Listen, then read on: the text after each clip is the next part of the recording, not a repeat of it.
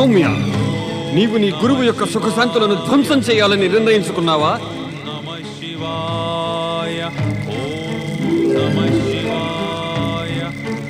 ద్రౌమ్య, ఏమిటి నీవు నీ గురువు యొక్క పరువు ప్రతిష్టలను సమాప్తం చేయడం కోసమే ఈ ఆశ్రమంలోకి ప్రవేశించావాయే?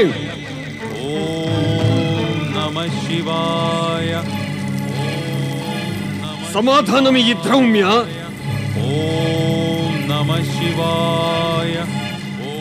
నీవు నీ గురువుని ఎంతో అవహేళన చేస్తున్నావు. ఇంత ధైర్యం ఎక్కడి నుండి వచ్చింది? మేము నీతో ఇంతకు పూర్వం ఎన్నో మార్లు చెప్పాము, దివ్య బ్రహ్మ జ్ఞానము నీకు ఈ ఆశ్రమంలో ఎన్నడూ ప్రాప్తించదని. దానికోసం నీవు కాశీ వెళ్ళి శివారాధన చేయాలని. మమ్ము అవహేళన చేసి నీవు మా కోపాన్ని మరింత రెచ్చగొడుతున్నావు ద్రౌమ్య. పర్వతంలాగా స్థిరపడి కూర్చున్నావు ఇక్కడ. ముండివాడివి ఎక్కడో. మా కోపానికి ఫలితం భయంకరంగా ఉంటుంది. నీవు ఎన్ని జన్మలెత్తినా అజ్ఞానాంధకారంలో పడి కొట్టుకుంటూ ఉంటావు ద్రౌమ్య. కానీ బ్రహ్మ జ్ఞానం నీకు ఎప్పటికీ ప్రాప్తించదు. దుష్ట ద్రౌమ్య, తపస్సు అనే మిషతో నీ యొక్క గురువుని అవమానించడమే నీ యొక్క ధ్యేయం. మేము నీ ఈ దుర్మార్గాన్ని ఎప్పటికీ సఫలం కానియం. మేము నిన్ను ఇదే శపిస్తున్నాము. కపోత పక్షి రూపాన్ని ధరించి అజ్ఞానమనే అనంత అంధకారంలో పరిభ్రమిస్తూ ఉంటావు.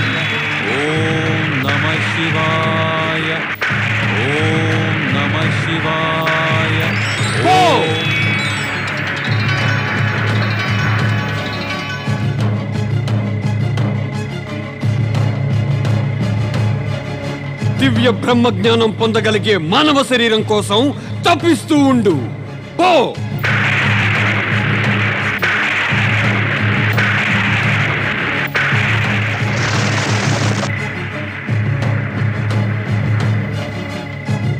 ఇప్పుడు కూడా నీవు మమ్ము వదిలిపెట్టవా దుష్టుడా? నారాయణ నారాయణ. దేవర్షి, ఏమి నా భాగ్యం, మీరిక్కడకు విచ్చేసి మా ఆశ్రమం పవిత్రం చేశారు. ఔర్వర్షి, మీ తపస్సుని శివభక్తిని గురించి నేను మీ కీర్తిని విన్నాను. కానీ మీ ప్రవర్తన చూసి నాకు అపారమైన దుఃఖం కలిగింది. పరమేశ్వరుడు శివుని ఆరాధన చేస్తూ ఉన్న మీ యొక్క శిష్యునికే మీరు అలాంటి కఠోర శాపాన్ని చేశారు. దేవర్షి, ఋషివర్య, ఏమిటి మీరు ఇలా చేశారు? నన్ను క్షమించండి ఋషివర్య. క్రోధం నా బుద్ధిని భ్రష్టం చేసేసింది. పరమజ్ఞాని అయి ఉండి కూడా ఈ మాత్రం తెలుసుకోలేదా ఋషివర్య? క్రోధం ఇతరులను కాదు, క్రోధంలో ఉన్న వారినే నాశనం చేస్తుందని. నా బుద్ధి నాశనం అయిపోయింది దేవర్షి. ఇప్పుడు నేను శివారాధన చేసి పాపాలకు ప్రాయశ్చిత్తం చేసుకుంటాను. నారాయణ నారాయణ. అన్నీ తెలిసి ఉండి కూడా పాపాలు చేసేవారి అపరాధాలు ఇలా ప్రాయశ్చిత్తం చేసుకుంటే పరిహారమైపోతాయా ఋషివర్య? మరైతే నేను ఏమి చేయను దేవర్షి. నా శాపం ఎప్పుడు అసత్యం కూడా కాదు. ఋషివర్య, నోటి నుండి వెడలిన మాట, ధనుస్సు నుండి వెలువడిన బాణం రెండూ ఎప్పుడూ తిరిగి రావు. ఏదో మార్గం ఉండాలి కదా దేవర్షి. కృపతో నాకు సహాయం చేయండి. నారాయణ నారాయణ. మీకు సహాయం ఇప్పుడు ఈ ప్రపంచంలో ఒక్క పరమేశ్వరుడు తప్ప ఇంకా మరెవరూ చేయలేరు. ఓం నమః శివాయ. ఓ పరమేశ, నన్ను క్షమించండి పరమేశ, నన్ను క్షమించండి. దేవి పార్వతి, బ్రహ్మజ్ఞాన ప్రాప్తి కోసమని నీవు ఈ పవిత్ర గుహకు వచ్చావు. ఇంకా ఇందులో విన్నపాలకు అవసరం ఏముంది?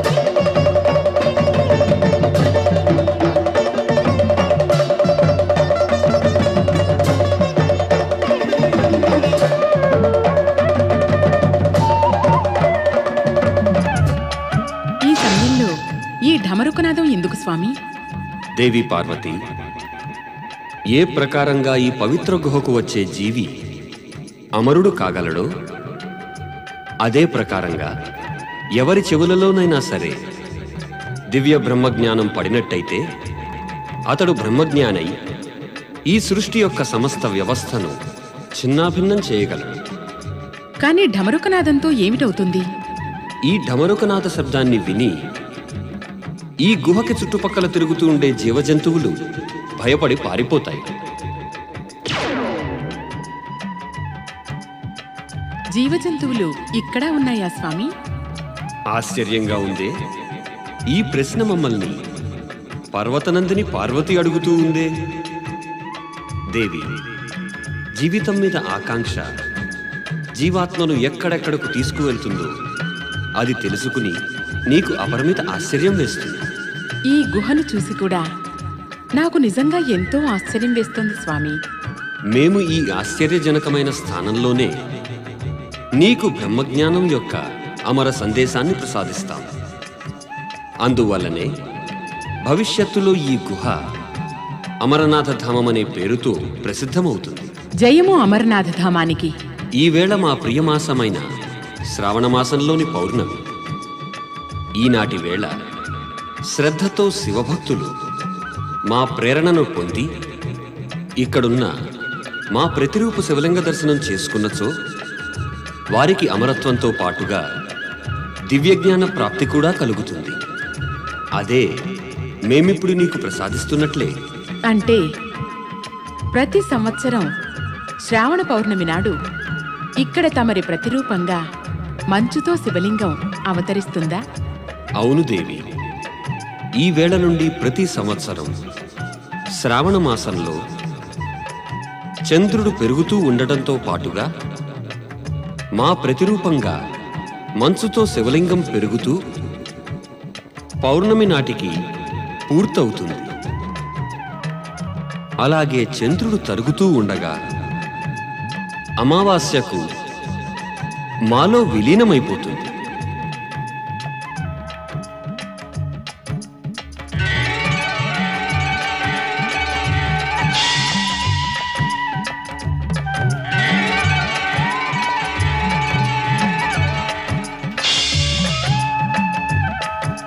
దేవి, ఈ ఆసనంపై నీవు విరాజిల్లు.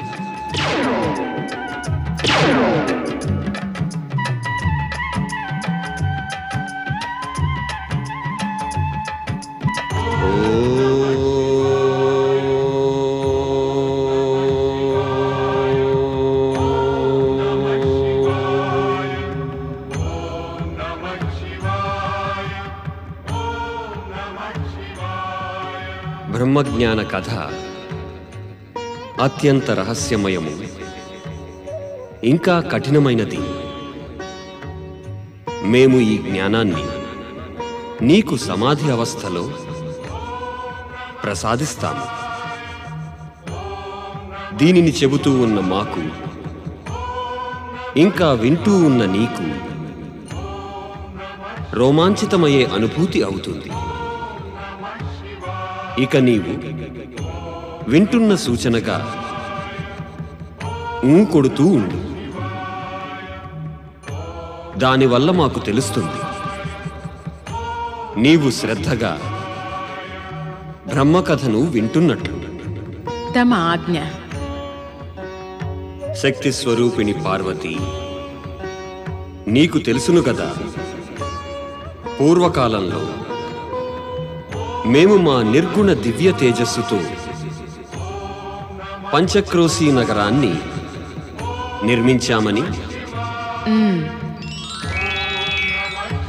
శ్రీ మహావిష్ణువు పురుషుని రూపంలో ప్రత్యక్షమై మా పంచాక్షరి మంత్రాన్ని ప్రణవనాదంతో బ్రహ్మజ్ఞానానికై సాధన చేస్తూ జపం చేయసాగాడు.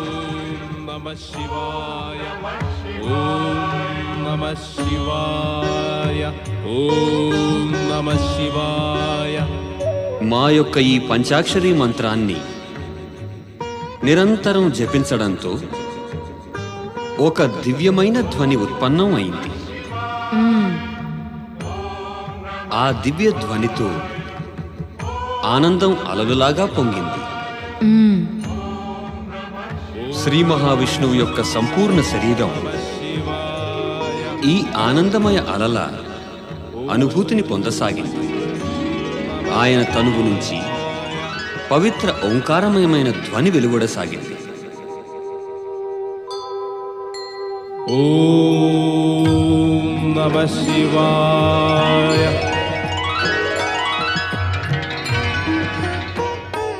ఓం నమః శివాయ. ఈ ఓంకారమయ ధ్వని ఒక విషయాన్ని సూచించింది. పరమ పురుషుడైన శ్రీ మహావిష్ణువుకు బ్రహ్మజ్ఞాన సాక్షాత్కారం అవుతోందని. ఈ బ్రహ్మజ్ఞానమే శివుని యొక్క స్వరూపం. ఏ జీవి అయితే మా పరమాత్మ స్వరూపం యొక్క ఈ బ్రహ్మజ్ఞానాన్ని తన హృదయంలోనే దర్శించుకోగలడో అతను సాక్షాత్తు మమ్మల్నే, అంటే శివతత్వాన్ని సంప్రాప్తించుకోగలడు. ఓం నమః శివాయ.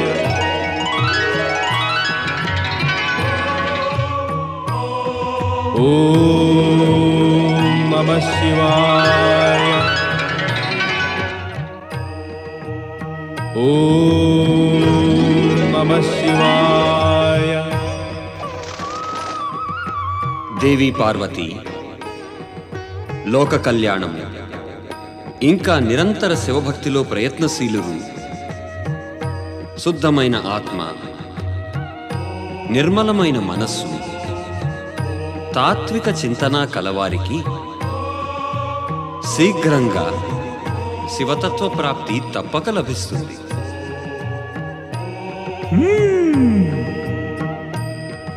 సృష్టిలోని ఒక్కొక్క అణువులోనూ శివతత్వం యొక్క అనుభూతిని పొంది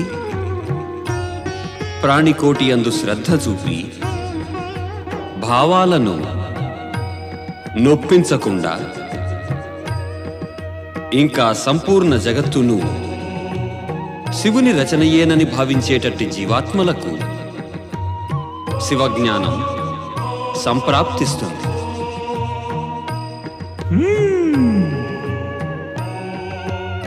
తమను తాము శ్రేష్ఠులుగాను ఇతరులను నికృష్టంగానూ చూడకుండా తప జపాలతో ఇంకా పవిత్రతతో అగ్రసరులైనట్టు వారి మార్గానికి అడ్డు రాకుండా ఉండే అహంకారరహిత జీవాత్మలకు శివభక్తి ప్రాప్తి లభిస్తుంది. శివతత్వం, శివజ్ఞానం ఇంకా శివభక్తి కనుక ప్రాప్తిస్తే మనస్సు, ఆత్మ ఇంకా బుద్ధి తేజస్సు మరియు వర్చస్సుతో నిండిపోతాయి. ఇవన్నీ పొందిన పిమ్మట ఇక పొందడానికి మిగిలి ఏమీ ఉండవు.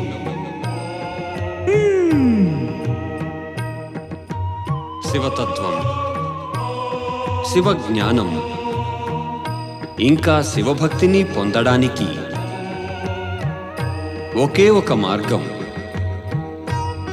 శివచరణాలకు తమ జీవితాలను సమర్పించి నిరంతరం మా యొక్క పంచాక్షరీ మంత్రం ఓం నమః శివాయని జపించడం.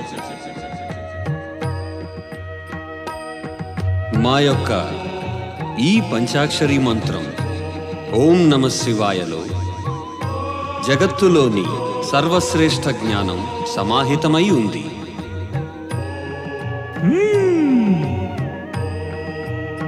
ఓం అగ్రపూజకు సమర్పితం, త్రిమూర్తులకు చిహ్నం, ఆది స్వరము. శివుడు జీవరాశి యొక్క కళ్యాణానికి స్వరూపం. అట్టి కళ్యాణ రూపి అయిన శివుని స్వరూపానికి నమస్కరించడం బ్రహ్మరూపి అయిన శివుని ప్రాప్తి చెందడానికి సర్వోత్తమ ఉపాయం. ఇదే బ్రహ్మజ్ఞానంలోని తత్వం. ఇదే శివుని సుందర రచన. మా ద్వారా ప్రకటితమయ్యే సత్యం, శివం ఇంకా సుందరంతో కలిసి ఉన్న ఈ బ్రహ్మజ్ఞానాన్ని పొందేవారు మహాభాగ్యవంతులు. వారు మా స్వరూపం యందు ప్రగాఢ శ్రద్ధ కలవారు. మా ఆజ్ఞానుసారంగా ధర్మ మార్గాన్ని అనుసరించేవారు మా కృపతోనే మాయామోహాల నుండి విముక్తులై మా పరమానంద సచ్చిదానంద స్వరూపంలో లీనమైపోతారు.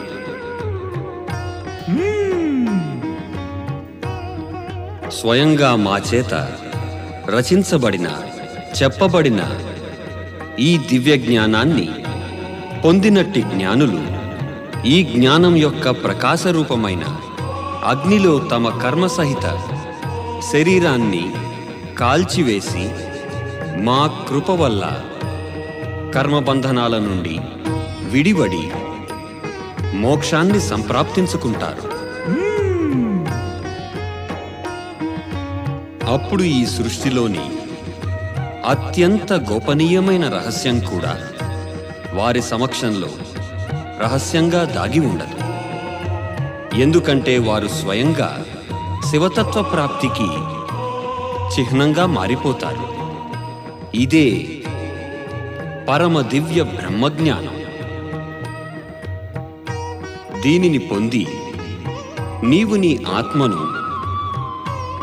మా పరాత్పర పరబ్రహ్మలో లీనం చేసేశావు. ఇప్పుడు నీవు స్వయంగా శివతత్వము, శివజ్ఞానము ఇంకా శివభక్తికి చిహ్నానివి.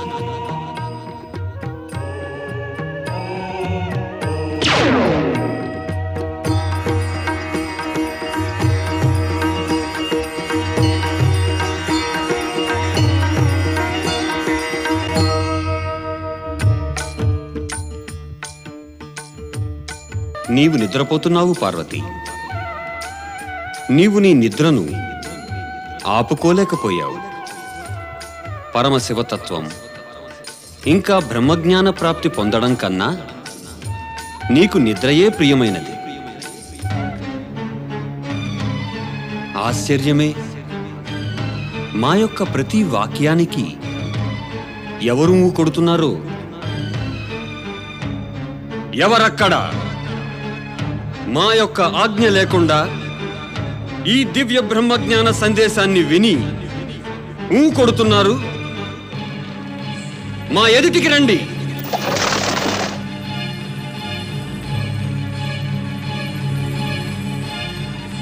మహేశ్వర, తమరి ఆజ్ఞ లేకుండా ముల్లోకాలలోనూ ఒక్క రేణువు కూడా ఇక్కడ నుండి అక్కడికి కదలలేదు. మీ యొక్క డమరుగనాదం ద్వారా ఈ స్థానానికి రమ్మని నాకు సందేశం లభించింది. తమరి ఇచ్ఛా విరుద్ధంగా కపోతం లాంటి సాధారణ పక్షి ఇట్టి భయంకర శీతల ప్రదేశంలో ఒక్క క్షణం కూడా జీవించి ఉండగలదా? ఇది విన్న పిమ్మట కూడా నేను తమరి ఆజ్ఞను ఉల్లంఘించానని అనిపించినట్లయితే నన్ను దండించండి పరమేశ.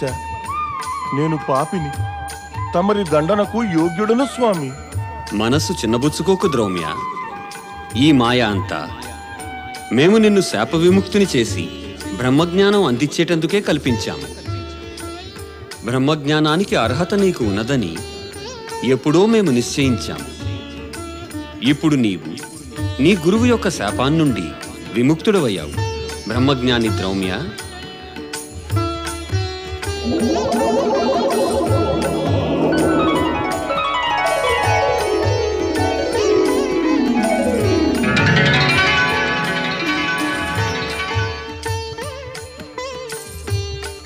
పరమేశ, పరమేశ, తమరు కృపానిధులు, దయా సాగరులు, శాపగ్రస్త ధౌమ్యునికి కపోత దేహం నుండి విముక్తినిప్పించడానికి తమరు ఎంత కష్టపడ్డారు. తమరు కైలాసం నుండి ఇక్కడకు వచ్చారు. జయము శివశంకరులకు, జయము శివశంకరులకు, జయము శివశంకరులకు, జయము జయము శివశంకరులకు. ఏమిటి నేను చూస్తున్నది? ఢమరుకు నాదం విన్న పిమ్మట కూడా ఈ గుహలోకి ఈ యువక ఋషి ఎలా ప్రవేశించాడు? మాత, నేను ఔర్వఋషి శిష్యుడు ధౌమ్యుడను.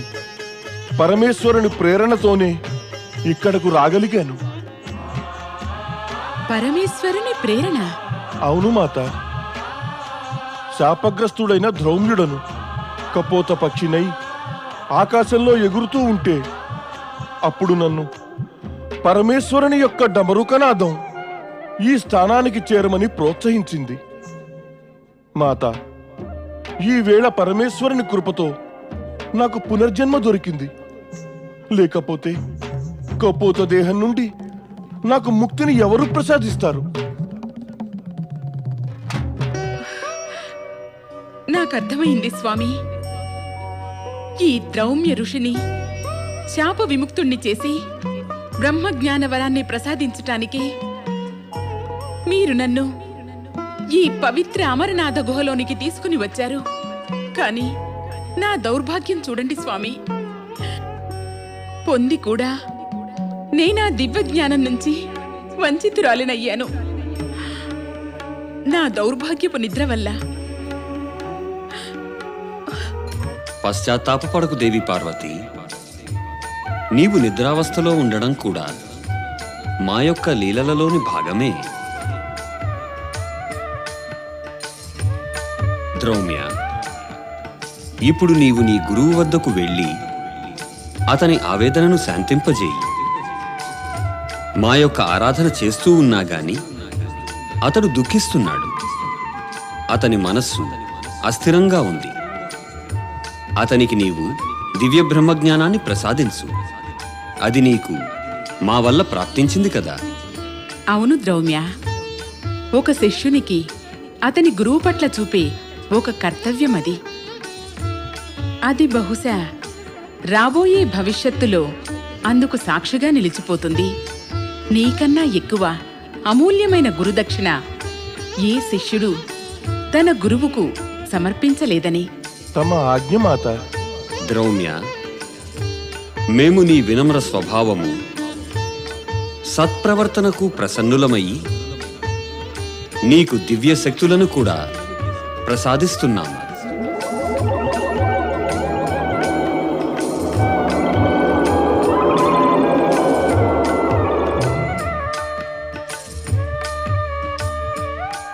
నేను మీ యొక్క ఇంతటి మహాకృపకు యోగ్యుడను కాను పరమేశ. భక్తవత్సల, ఇప్పుడు నాకు అనుజ్ఞనియ్యండి. నేను శీఘ్రాతి శీఘ్రంగా నా గురువుకు విషాదముక్తిని కలిగించాలి. ఓం నమ శివాయ.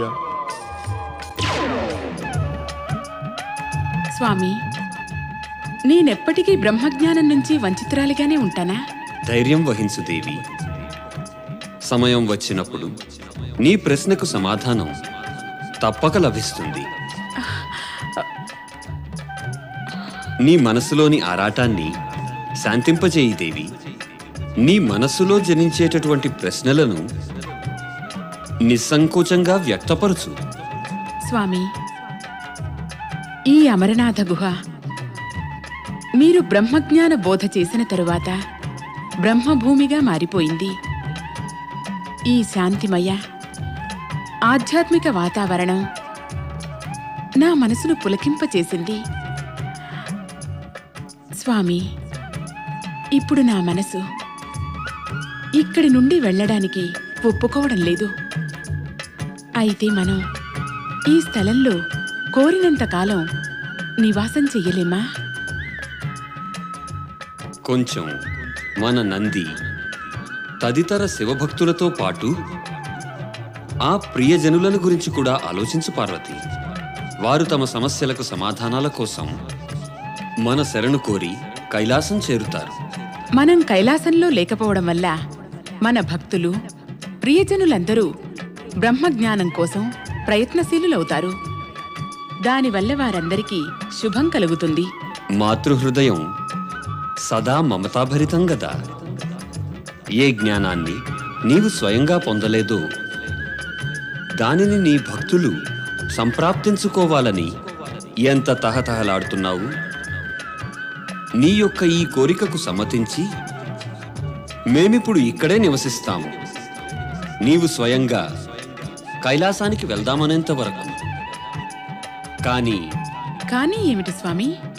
మేమిక్కడ ఈ రూపంలో గాక మా చిహ్నమైన హిమనిర్మిత శివలింగంలో జ్యోతి స్వరూపంలో నివసిస్తాము. తమ ఆజ్ఞ స్వామి.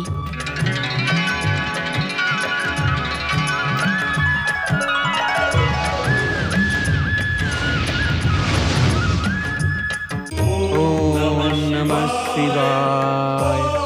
ఓం నమః శివాయ. ఓం నమః శివాయ. ఓం నమః శివాయ. ఓం నమః శివాయ. ఓం నమః శివాయ. ఓం నమః శివాయ.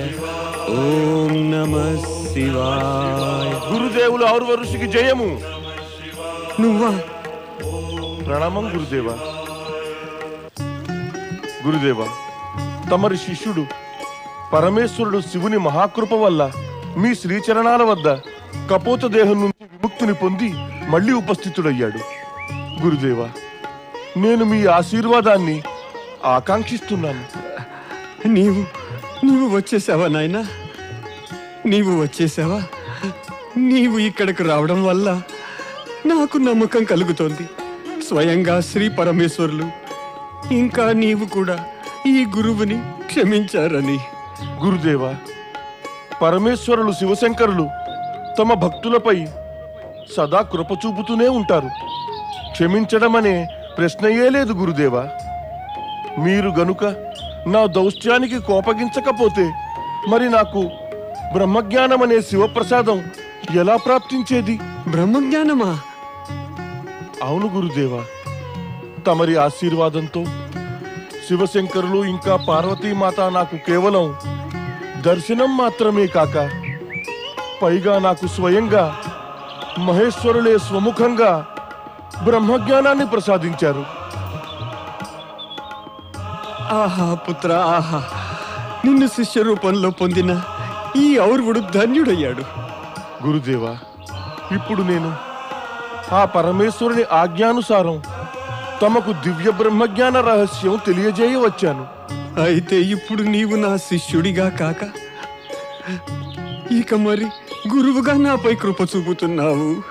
అలా అనకండి గురుదేవా, అలా అనకండి. ఈ ధౌమ్యుని జీవితంలోని ఒక్కొక్క క్షణము మీకు రుణపడి ఉంది. మీరు గనుక ఈ తుచ్చ అజ్ఞానిని తమరి శిష్యునిగా స్వీకరించకపోయినట్లయితే ఇక ఈ సౌభాగ్యం నాకు ఎలా ప్రాప్తించి ఉండేది? ద్రౌమ్య, ద్రౌమ్య పుత్ర, పరమశివశంకరుల కృప ఇంకా నీ ఈ ఉపకారాన్ని నేను ఎప్పటికీ మరువలేను పుత్ర. దీన్ని ఉపకారం అనకండి గురుదేవా, ఇది నా గురుదక్షిణ. దీన్ని స్వీకరించి వాస్తవానికి మీరే నాకు ఉపకారం చెయ్యాలి. ద్రౌమ్య ప్రియపుత్ర, ద్రౌమ్య పుత్ర. గురుదేవా,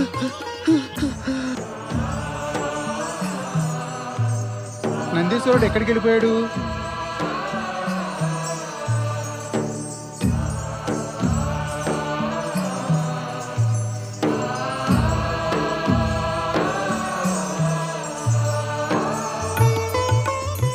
నంది మహాశయ, తమరిలా ఏకాంతంగా కూర్చున్నారేమిటి? ఏకాంతంగా కాకపోతే ఇంకెక్కడ కూర్చోను? పరమేశ్వరులు పార్వతీమాతల వియోగాన్ని నేనేమాత్రం సహించలేకపోతున్నాను. పరమేశ్వరులు ఇంకా పార్వతీమాత మీకు చెప్పకుండానే వెళ్ళారా? వారు ఎప్పుడొస్తారు? మీకు తెలిసినదే, పరమశివ శంకరులు పార్వతీమాత నాకేమి చెప్పకుండానే వెళ్ళిపోతారని. అది తెలిసి మళ్ళీ అదే ప్రశ్న నన్ను అడుగుతారేమిటి? ఉత్తేజపడకండి నంది మహాశయ. ప్రభువులు ఇక్కడ లేనప్పుడు మాకందరికీ అండవు నీవే కదా. నంది మహాశయ, మీరే చెప్పండి, ఈ వియోగా నుండి ఎలా విముక్తి పొందుతాం? పరమశివ శంకరుల మహామంత్రం ఓం నమ శివాయ జపిస్తూ ఎట్టి వియోగాన్నుంచైనా ముక్తి పొందగలం.